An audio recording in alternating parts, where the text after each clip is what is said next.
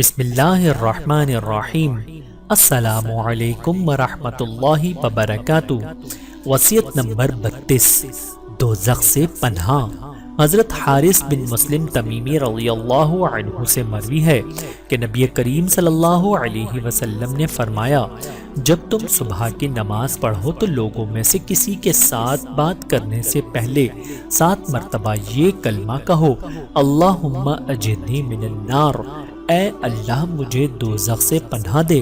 پھر اگر تم اس دن مر گئے تو اللہ تعالیٰ تمہارے لیے دوزخ سے امان لکھ دے گا، اور جب تم مغرب کی نماز ادا کرو تو لوگوں میں سے کسی کے ساتھ کلام کرنے سے پہلے 7 مرتبہ یہ دعا پڑھ لو، اللہم اجرنی من النار۔ پھر اگر تم اس رات مر گئے تو اللہ تعالیٰ تمہارے لیے دوزخ سے امان لکھ دے گا۔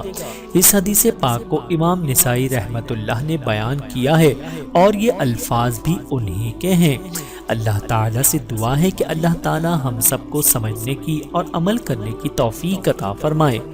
آمین ثم آمین۔